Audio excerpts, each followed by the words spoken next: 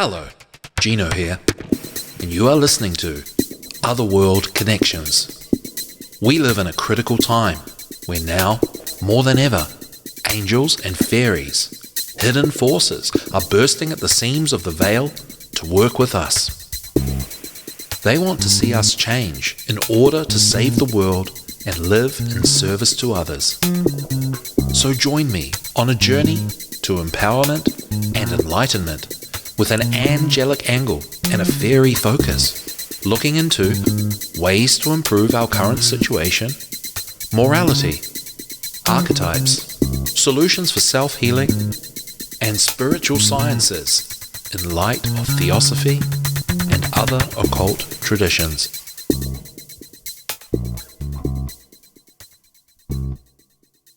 Welcome back to Otherworld Connections. And on today's show, we have a look at a fairy tale, and we look at the allegory contained within. We have a message from our travelling companions regarding the company you keep. We have a message from the she about dealing with tension, and we look at Joseph Chilton Pearce's work in our Hive Mind segment and how we can open to spirit. Well, for now, let's go to the fairy tale. It's a Norwegian fairy tale called The Seven Foals. There was once upon a time a couple of poor folks who lived in a wretched hut far away from everyone else in a wood. They only just managed to live from hand to mouth and had great difficulty in even doing so much as that. But they had 3 sons, and the youngest of them was called Cinderlad, for he did nothing else but lie and poke about among the ashes. One day the eldest lad said that he would go out to earn his living. He soon got leave to do that, and set out on his way into the world.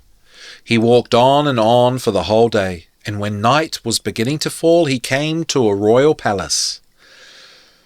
The king was standing outside on the steps and asked where he was going. "Oh, I am going about seeking a place, my father," said the youth. "Wilt thou serve me and watch my 7 foals?" asked the king. "If thou canst watch them for a whole day and tell me at night what they eat and drink, thou shalt have the princess and half my kingdom. But if thou canst not, I will cut the red stripes on thy back. I will cut 3 red stripes on thy back." The youth thought that it was very easy work to watch the foals and that he could do it well enough. Next morning, when day was beginning to dawn, the king's master of the horse let out the 7 foals, and they ran away, and the youth after them just as it chanced, over hill and dale, through woods and bogs. When the youth had run thus for a long time, he began to be tired. And when he had held on a little longer, he was heartily weary of watching it all, and at the same moment he came to a cleft in a rock where an old woman was sitting, spinning with her distaff in her hand. And a distaff, if I'm pronouncing that right, distaff, I'd probably say distaff with my Kiwi accent, is a staff that has a cleft at the top with twine wound around it, and I'm assuming it's like a spindle. An old school spindle for sewing. Alright, as soon as she caught sight of the youth, who was running after the foals till the perspiration streamed down his face, she cried, come hither, my handsome son, and let me comb your hair for you." The lad was willing enough, so he sat down in the cleft of the rock beside the old hag, and laid his head on her knees, and she combed his hair all day while he lay there and gave himself up to idleness. When evening was drawing near, the youth wanted to go. "I may just as well go straight home again," said he, "for it is no use to go to the king's palace." "Wait till it is dusk," said the old hag, And then the king's foals will pass by this place again, and you can run home with them. No one will ever know that you have been lying here all day instead of watching the foals." So when they came, she gave the lad a bottle of water and a bit of moss, and told him to show these to the king and say that this was what his 7 foals ate and drank. "Hast thou watched faithfully and well the whole day long?" said the king, when the lad came into his presence in the evening. "Yes, that I have," said the youth. "Then you are able to tell me what it is that my 7 foals eat and drink," said the king. So the youth produced the bottle of water and the bit of moss which he had got from the old woman, saying, "Here you see their meat, and here you see their drink." Then the king knew how his watching had been done, and fell into such a rage that he ordered his people to chase the youth back to his own home at once. But first they were to cut 3 red stripes in his back and rub salt into them. When the youth reached home again, anyone can imagine what a state of mind he was in. He had gone out once to seek a place, he said, but never would he do such a thing again. Next day, the second son said that he would now go out into the world to seek his fortune. His father and mother said no, and bade him look at his brother's back. But the youth would not give up his design, and stuck to it. And after a long, long time he got leave to go, and set forth on his way.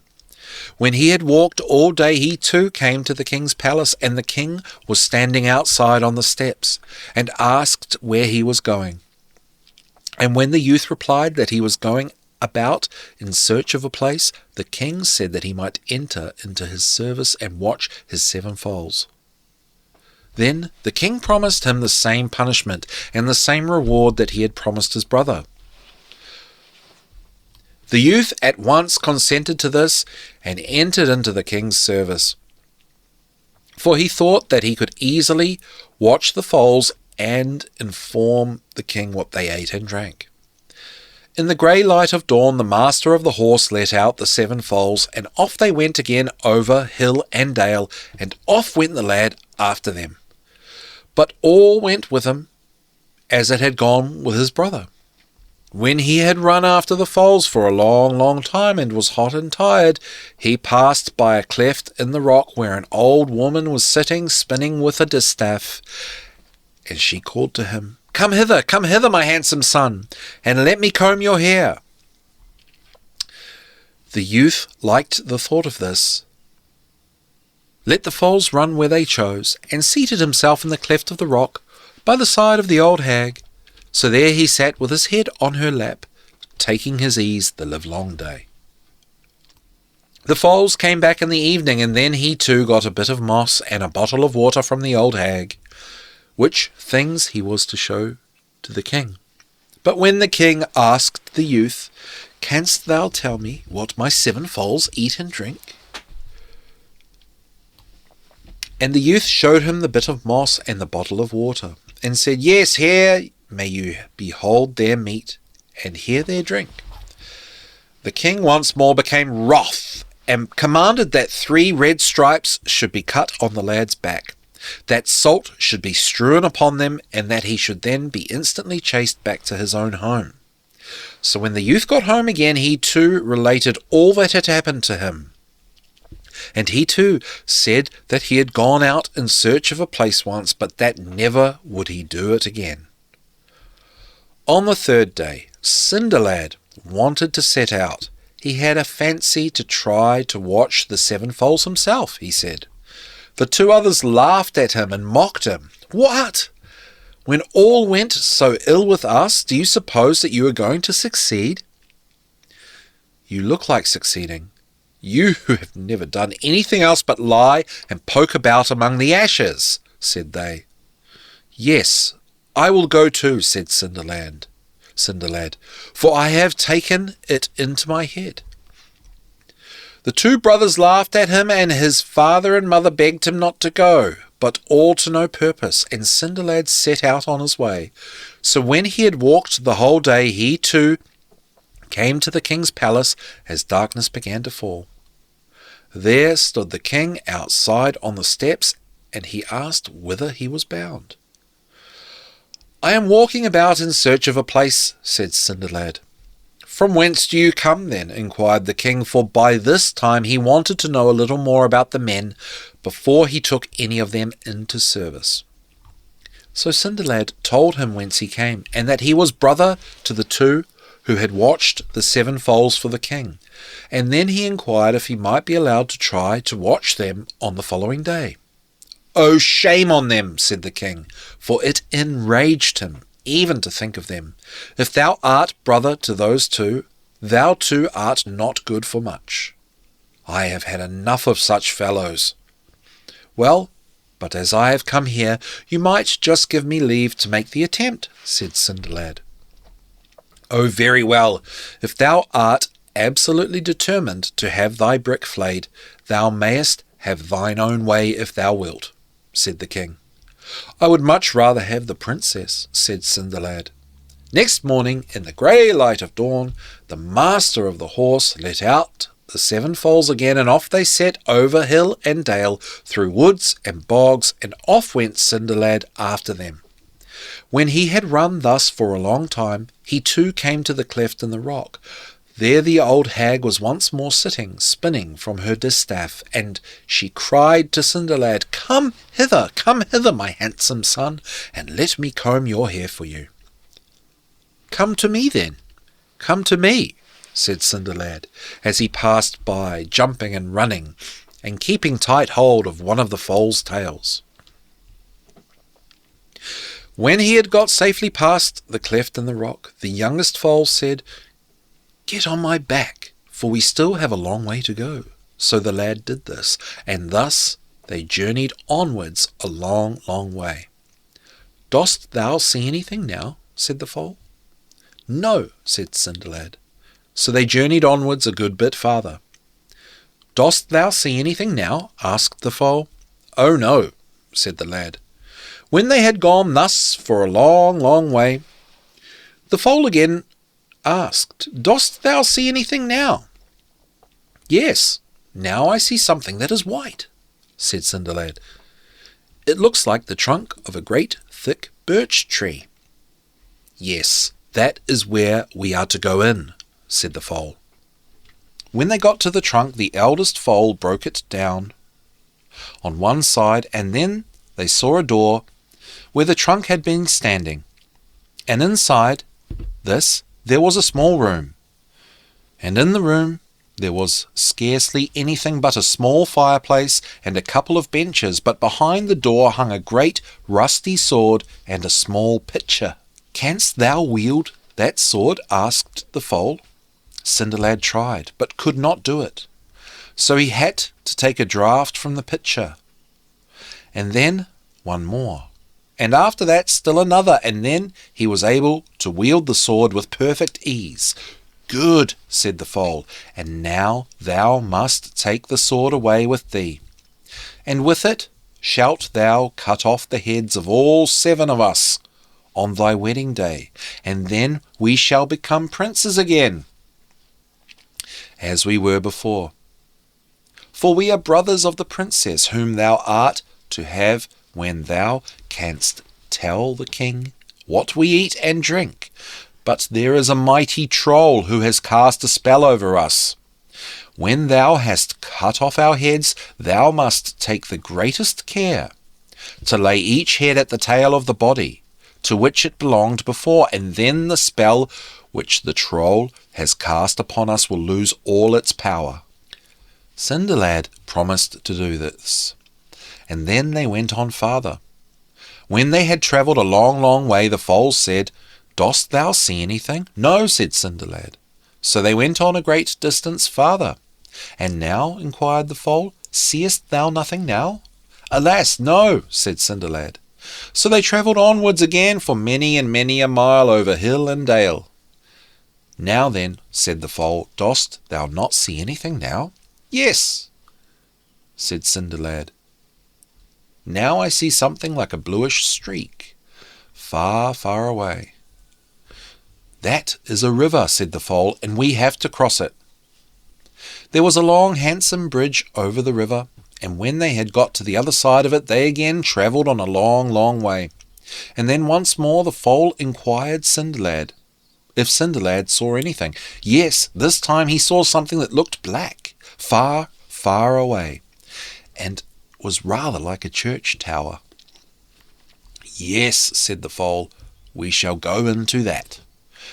When the foals got into the churchyard, they turned into men again, and looked like the sons of a king, and their clothes were so magnificent that they shone with splendour.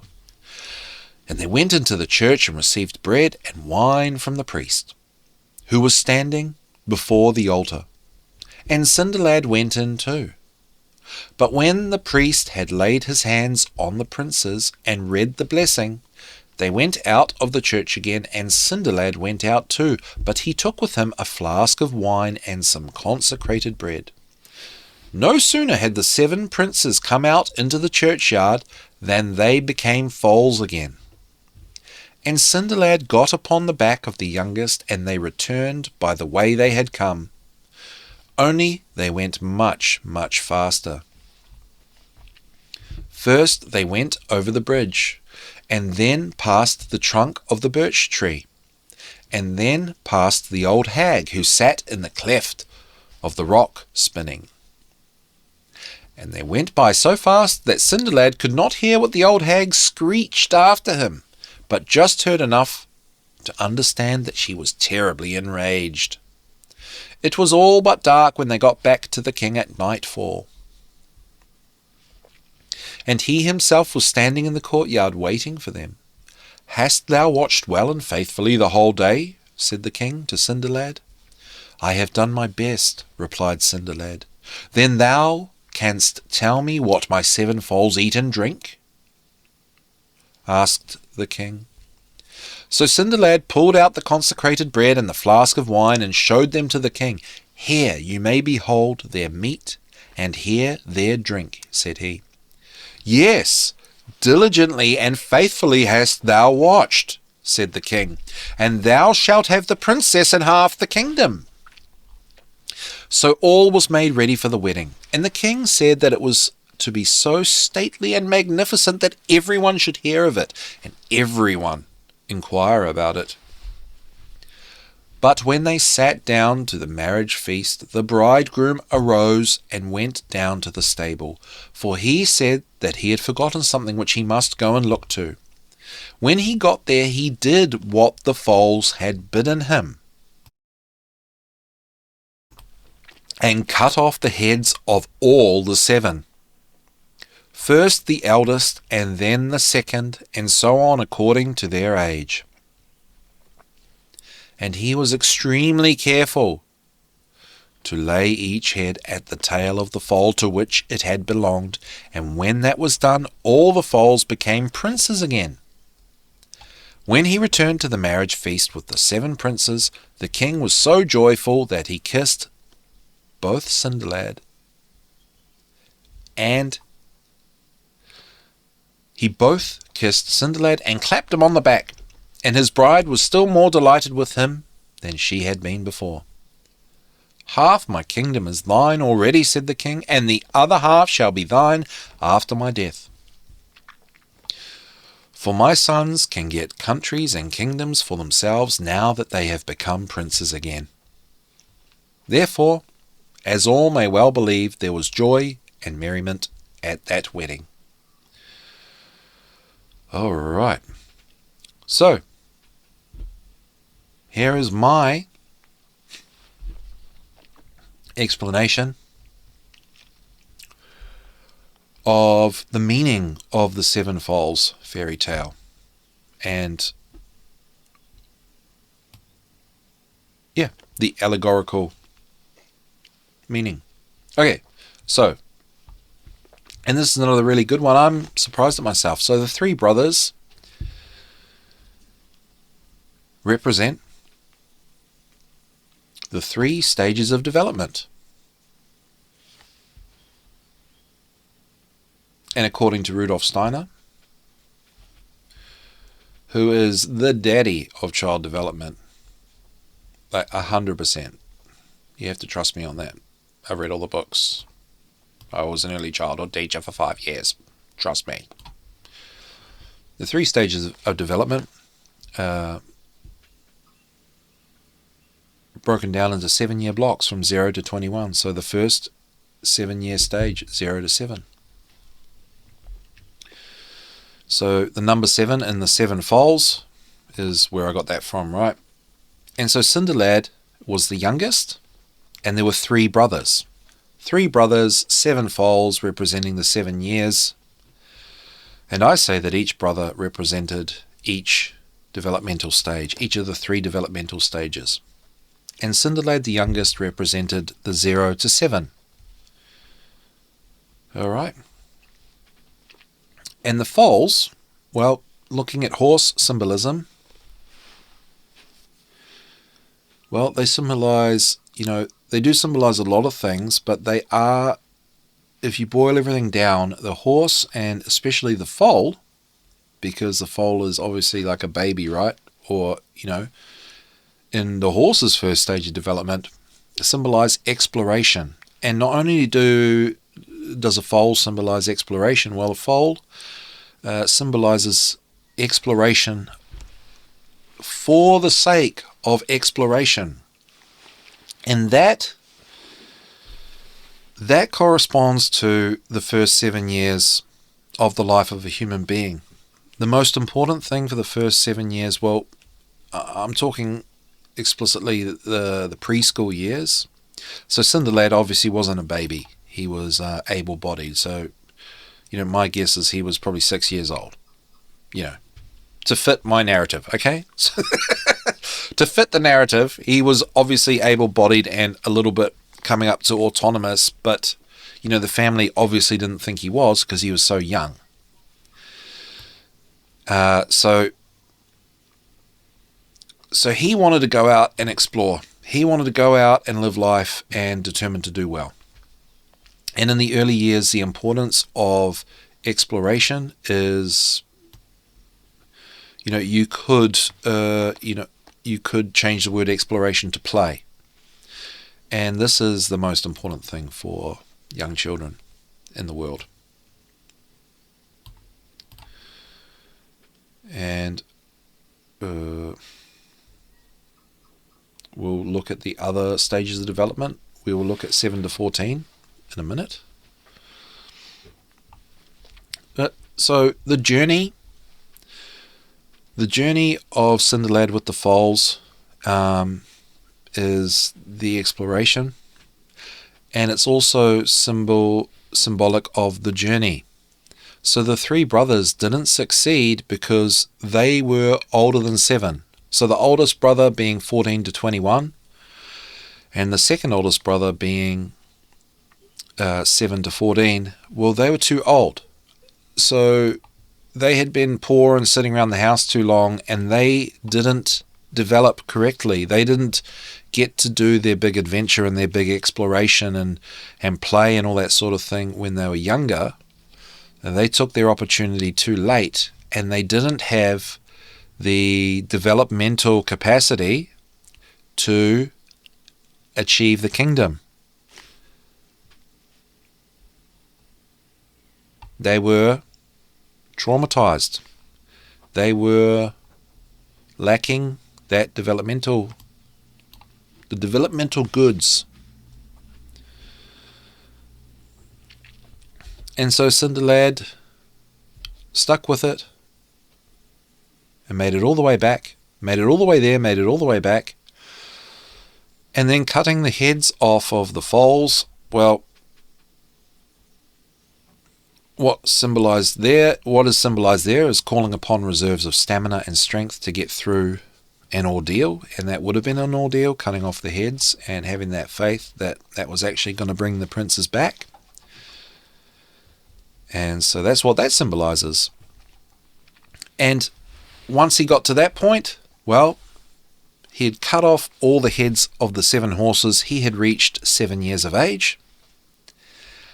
And through his exploration in the appropriate time of his life, well, he had gained strength and stamina, which I also relate to mental strength and mental stamina and fortitude. And then he became an individual. He became individuated. And what I mean by that is at 7 years old, that is when you become self-aware. At the first change of teeth, with the change of the what they call the milk teeth, that is when you become aware of yourself. And you become an individual. Not a fully developed individual, but that part of your mind comes online.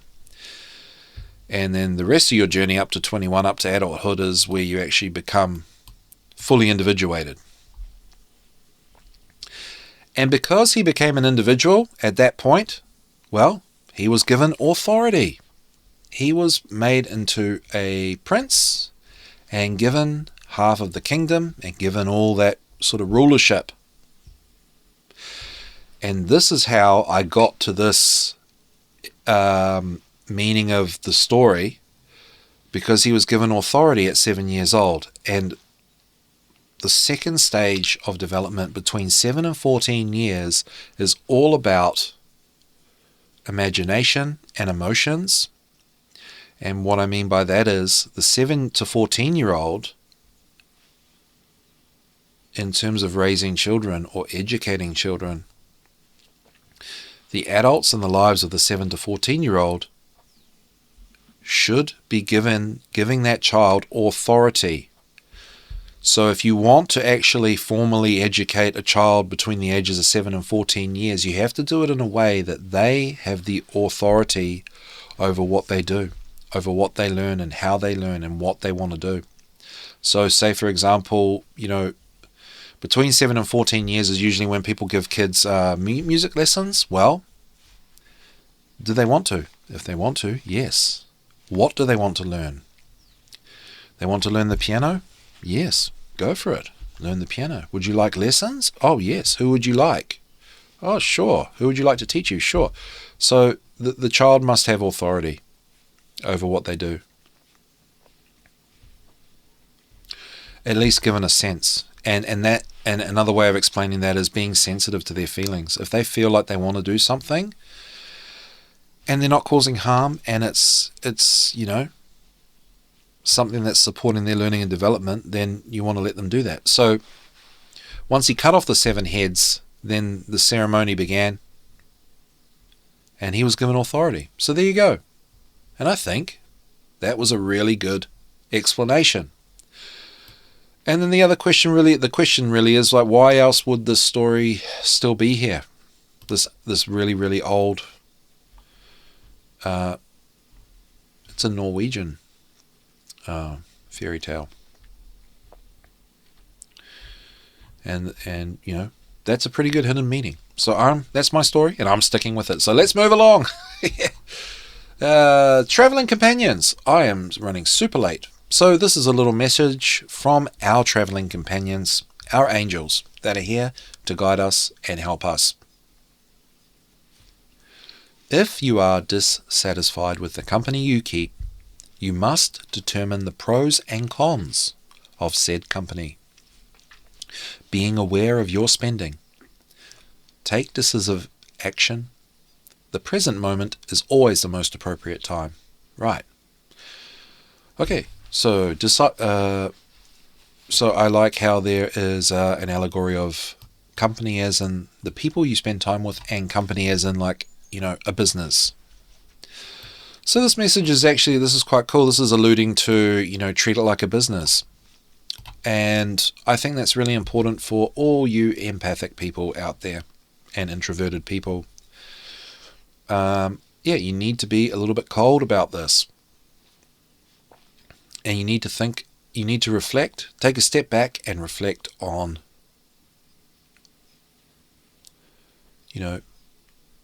what's good about being around the people you're around with, and what's bad?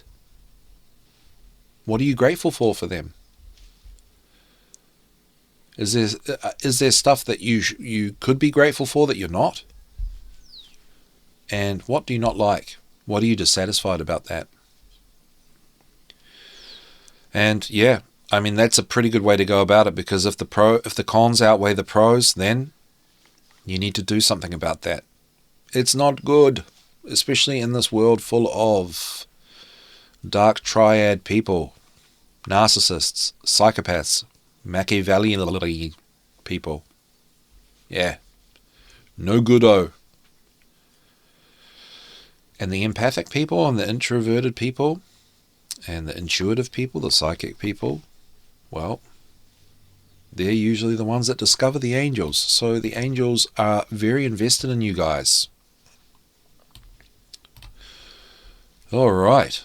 This is Gino from The Secret Kindergarten, and thank you for tuning in to Revolution.Radio, the #1 listener-supported radio station in the world. So please help and support our efforts and airtime, especially management's efforts, seriously. You can donate by visiting the station's donations section on our website, revolution.radio. And now we have a message from the royal fairies, the She. And this is concerning tension. To free yourself of tension between you and another person, create a stone circle and make a wish for protection over decisions made by the other person. Then find inspiration in fantasy to end the tensions. Ooh. Yeah, so this is tagging on to the message from the angels. Okay, tension between you and another person. Well, that's some drama. That's some of this dissatisfaction between you and another person. Okay, so you've weighed up your pros and cons of the company you keep. Perhaps it's just this one person. Create a stone circle. Well, the fairies are big on ritual and stuff like that. So that would mean, get your crystals out and, make a little circle and get inside that little circle. Which stones do you want to use? Well, use the ones you've got, or I just recommend doing a bit of exploration in that yourself. Google it, see what stands out to you. But I will say that you could do it just with regular stones that you found on a walk. All right.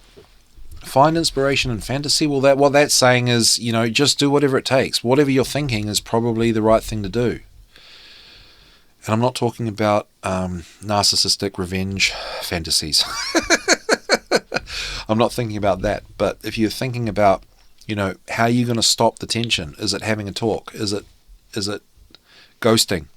Is it literally just cutting ties? Is it something physical? Are you being quite seriously bullied and you got to actually physically stand up for yourself? I don't know. But the point here is protection over decisions made by the other person, because the reason we all don't do things that we need to do with narcissistic and evil people is because we're worried about what's going to happen after that from them or from the authorities. Okay? So this is where the magic's got to come in. A stone circle and making a wish for protection. I think that's really, really, really, really important. You need to empower yourself to do the right thing and not be afraid of the consequences. And we see examples of that all over the internet, on YouTube. People that stand up for themselves in situations where it's really hard, and then the magic happens. So break that tension. And I just want to read from this book.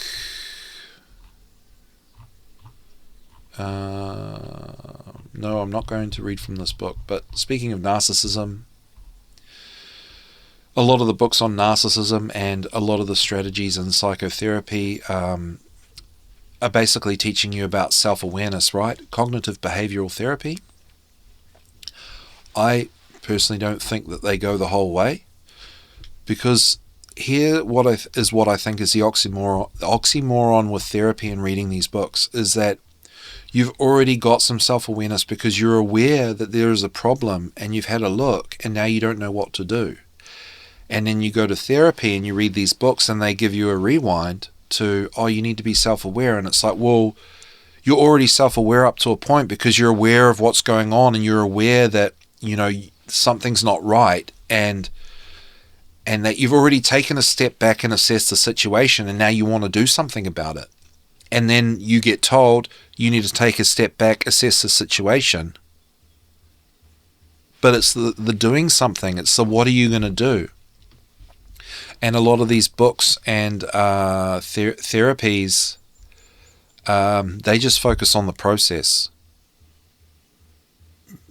Because they are tied in with this Maslow's hierarchy of needs of belonging. And that is a need that comes from trauma. That's not a need that's around when there's healing, because when there's healing and you have got a strong sense of yourself, then you are connected with yourself and you are resilient and you're connected with God and the universe. So you don't need, that's not so much of a need. It's just something that's nice if you find friendship and you find love and all those things. And those things kind of just come. All right, so I just wanted to say that. And the books might talk about assertive communication. Well, you can do that. So definitely try speaking to the person. Hey, listen, there's all these things going on. But if you're dealing with an evil person,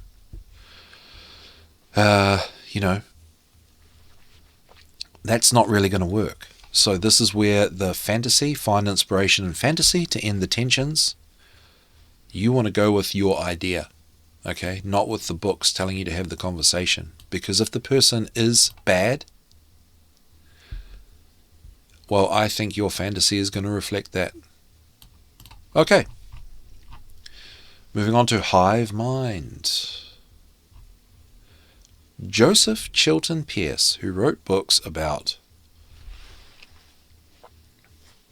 and researched about how bad the TV is for children and young children. We're looking at his book, The Heart-Mind Matrix, How the Heart Can Teach the Mind New Ways to Think. And this is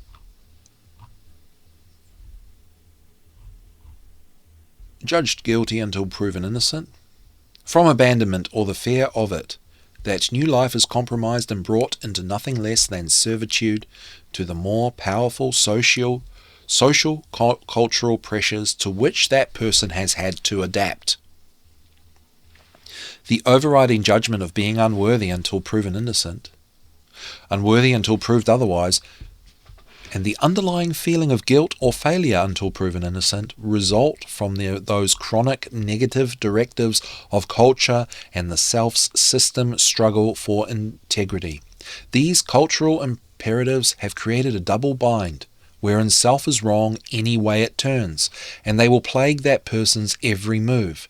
This underlying guilt and these feelings of failure will drive him or her to prove themselves to that accusing world, and so rid himself of the accusation of unworthiness at all costs. At all costs, because this is essentially a matter of survival of self, of one's basic capacity to orient in the world in a coherent manner, and the cost which is borne equally by that world, social body and self, is of no small accounting. Which brings this little survey full circle. Examining our human condition has opened us into a labyrinth in which we have been lost for centuries while blindly seeking a way out. Yet those very systems in question were designed, as we well intuit in our deepest knowing, as a way of transcendence into ever higher realms needing no way out, but simply a moving into. So his big thing is on abandonment, and that's why he did these books about the television, because that was a device to abandon young children and perpetuate this fear of abandonment, which the controllers have put, the dark occultists and so on and so forth, have, manipulated and infused into society and into our life. So when we are abandoned, it's what happens here. Our survival mechanisms in our brain take hold, our survival mechanisms in our heart take hold, and they don't integrate. And we are running around looking for safety and acceptance, regardless of whether anybody asks for it or not, or is giving it or not. So we're walking around feeling we are not right, and that's kicking in our survival. And that feeling is what is making us, be alive. Because we were abandoned. And if we weren't abandoned, we would have had that opportunity to integrate those mechanisms, the heart and the mind. Okay, and so a solution here is opening to silence. And Robert Sardello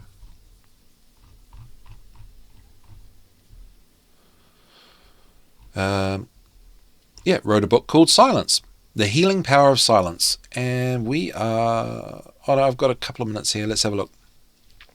Silence heals. It does so differently than other kinds of healing. This healing does not involve manipulation of subtle energies. It also does not involve the electromagnetic currents of the body. And while the chakras may be involved, they are not the focus. The healing of silence does not carry a medical intent. That is, its function does not center on the rapid removal of symptoms. To understand this modality of healing, we have to turn away from our modern understanding that healing functions as a medicine and that it cannot occur without the intervention of someone trained in one or another tradition of healing. Silence is self-healing. It is a process in which a direct and non-mediated connection is made between the forces and inner currents that join the invisible worlds of silence and the tangibility of our bodily presence and being. And I will say anecdotally that most of my healing and stuff has happened down here in the middle of nowhere, in the centre of the North Island, New Zealand, because I've been around more silence and acknowledging it. So that book is a lot of blah blah blah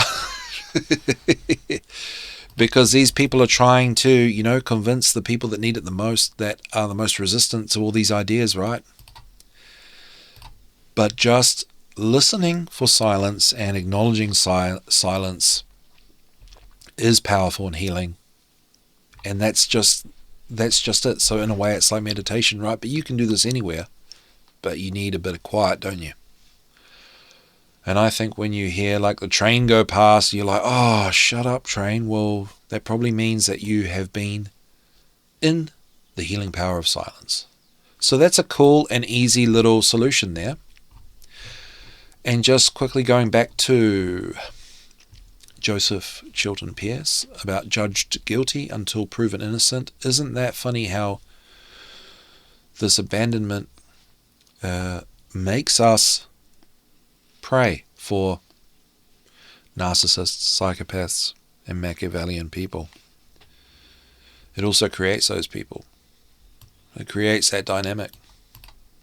So one way to reconnect is to listen to silence. And that's it. Just know that silence is connecting to the universe. Okay? Among all the other solutions that we're going to go through every week, and we have in the past 4 episodes. So these are all the solutions to connect the heart and the mind. All right.